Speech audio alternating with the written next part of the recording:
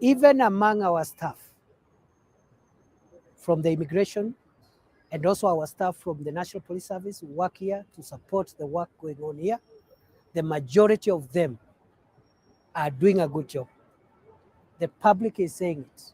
And we want to applaud these officers and these staff members for doing that. And we want to ask them to continue doing that.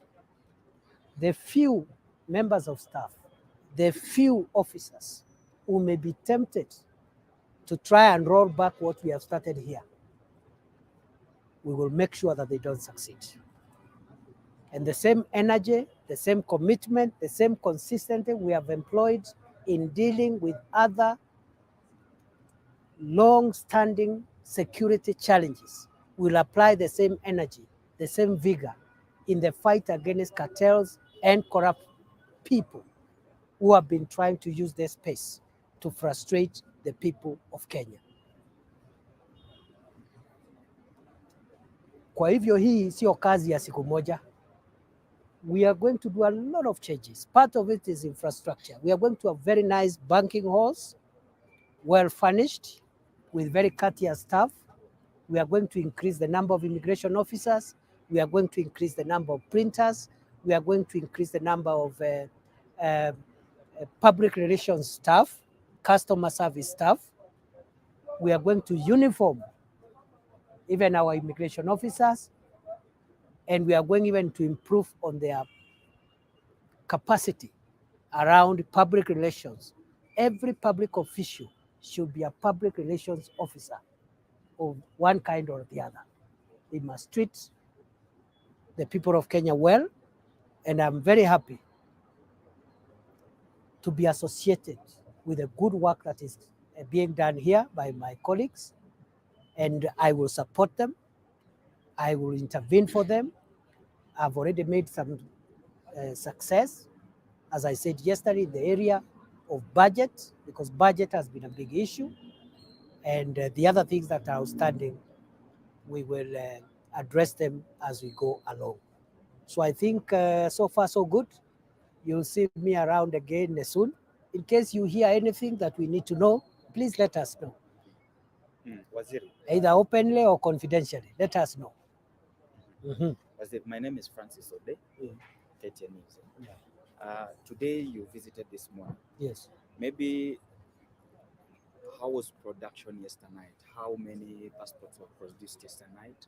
And probably is it different from the previous productions? We are still at the same pace. We are producing about 1,700 a day, 1,700 nights. And the reason why the production cannot change is because we have two equipment. So the factors are standard.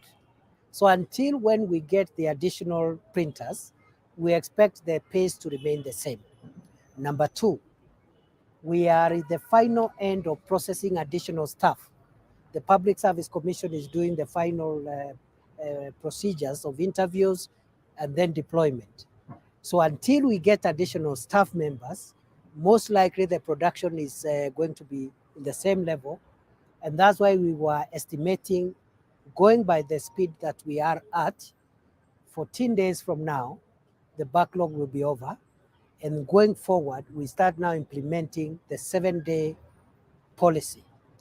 And even in that policy, leave the room for emergencies, which should be not more than 24 hours. Some cases, it can be even the same day. Our dream as a ministry is that eventually we'll have a 1-day service for the people of Kenya. You apply in the morning, and if everything is okay, within 24 hours, you have your document. It is possible, it's not impossible, but I think we need to travel some journey before we get there. One last thing, and I think I've raised that with the members of the public here. The crooks who were soliciting money here and pretending to be police officers, pretending to be immigration officers, many of them, or some of them, were also pretending to be assisting the applicants. As a policy measure, There are only three categories of people who can be assisted in this space. The first one are children of tender years. Underage children need to be accompanied and assisted. Not by a broker though, but by a member of staff, who could be a police officer, can be a customer relations officer, immigration officer. So a child can be accompanied by a parent, for example. Number two, a sick person can be accompanied by a relative. Number three, a person living with disabilities can be accompanied by a person. All other people will be assisted by our officers once they are in this space. So nobody should come and pretend here they are providing assistance to any person. Our officers will assist everyone. We have even made, just this morning, we just consulted with my colleagues here, and we've made even some adjustments going forward. We are going to create a special counter for lactating mothers, mothers with infants, as well as expectant mothers. Because you cannot have in a queue a mother who is breastfeeding or a mother who has a 1-year-old who is in a queue where adults are, even from purposes of public health. So we are making so many changes. And for me, I'm happy. So far, so good. But we will not drop our guard. We will sustain this until it is okay. Until the public themselves tell us it is okay. That's when now I can spend a week without passing by here, because we have other things also in the field to do.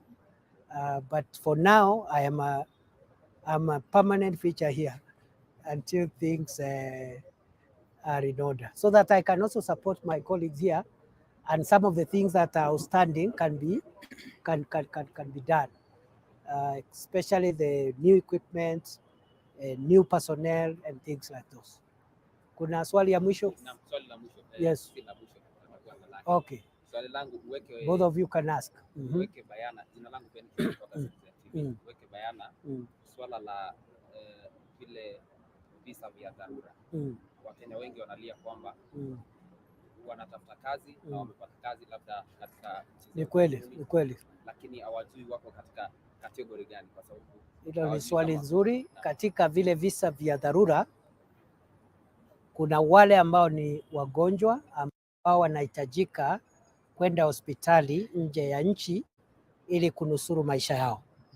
Hicho ni kiwango kimoja cha wale ambao ni tunachukua kama ni dharura.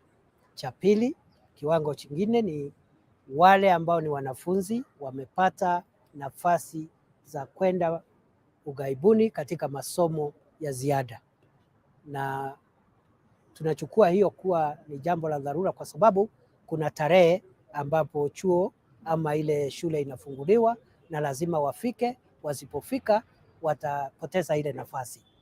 Jambo la tatu ni hilo umesema, nafasi ya kazi. Kama Mkenya ako na barua, amepata kazi, itakuwa ni hasara kwetu kama taifa kama kukosa cheti kutagharimu huyo Mkenya kupoteza ile nafasi.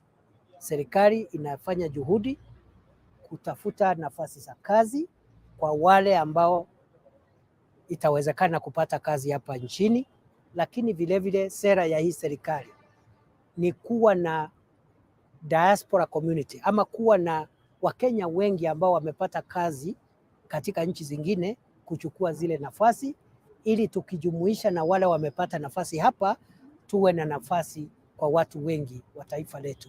So I want to make it clear that among cases that we consider urgent and emergency cases, Kenyans who can show that they have a job contract and that job contract has a reporting date, we will put them where we have put students who are reporting to colleges abroad, and where we have put patients who are going for medical treatments. Also, public servants who are traveling, or so forth and so on, and they don't have passports or they want to renew passports. That's also an emergency, and we want to leave that discretion to our immigration people. I can say, we are all here. The immigration people, they know what constitutes an emergency. But as I said yesterday, in all those classes of emergency, paying a bribe cannot be a basis of giving somebody priority acquisition of a passport.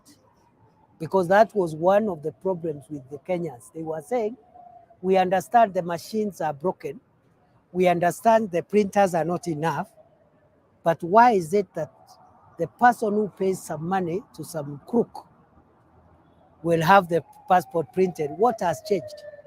Because if the printer is broken, it's broken. So paying a bribe cannot create priority for anyone to acquire passports. Na unajua, mimi najua Wakenya, kuna wale bado wanafikiria hii ni sarakasi tu, ni mambo kidogo kidogo ya PR, hii kitu itaisha, tutarudi ile maisha tumezoea. Mimi nataka kuapa mbele yenu na mbele ya Wakenya, hakuna mtu atachukua hongo hapa tena. It is over. Nobody will come and do that monkey business here again. So these are permanent changes, and very soon, in a year, in 2 years, these departments will be rated the best departments across the country. And finally, this is not a Nyayo House affair only. We have immigration offices in Mombasa, in Kisumu, in Nakuru, in Embu, and we are reopening the immigration office in Garissa. The same operation that we are doing here, we will extend it in those offices there. Because kuna wakora sasa, wakifukuzwa Nyayo, ni kama tu wale magaidi, wale bandits. Sasa wakifurushwa hapa, wanahamia Mombasa huko kufanya biashara ya kutafuta hongo na kusumbua wananchi. Tutafuata hao kule Embu, kule Garissa, Nakuru, Eldoret, Kisumu. They have nowhere to hide. It is over. Hiyo biashara mwisho umefika, so they have to look for another business. So mimi nawashukuru. Thank you very much. Next time ukisikia niko hapa, you don't need to come. Because kwa sababu nimekuja tu kazini, ni kazi tu ya kawaida. Yes. Now, would you give us a timeline that Yes. you expect the backlog to be cleared? I said yesterday, 14 days from yesterday, based on hoping that again we don't have a breakdown or something. As economists say, all factors remaining constant. The reason why I cannot, beyond that, make any commitment is because I am waiting for the fresh additional equipment, which again will sit down and I'll get advice on our capacity. Then I can make the pronouncement from there, how many we can do per day, and how does the new equipment and new personnel help us to reduce the timelines further. But I am persuaded from mid this month, or perhaps at the very latest end this month, we will now start the 7-day production timeline. And then we will give it like another 6 months and try to reduce it further like that until hopefully in the near future, we have a 24-hour service for all passports of whatever type. Asanteni sana, Mungu awabariki. Is the arrest remain for? By the yesterday we expected Jana more. ulikuwa umesema kama you expect some more arrest. Tuambie. Bado tunawatafuta. Tunawatafuta. bado Nyayo ni crime. Hapa wananchi wanasema hawajasumbuliwa hapa, so but as I've said, hakuna mtu atachukua hongo hapa tena, na mahali wataenda kujificha tutawafuata huko, hata wakienda immigration nyingine, hata wakienda kujificha, we will follow them there. And we mean business, by the way. It's not a joke. We mean business. So we are in several cases we are investigating.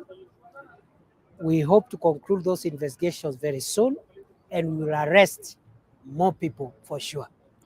Asanteni sana. Asante waziri. Serikali hii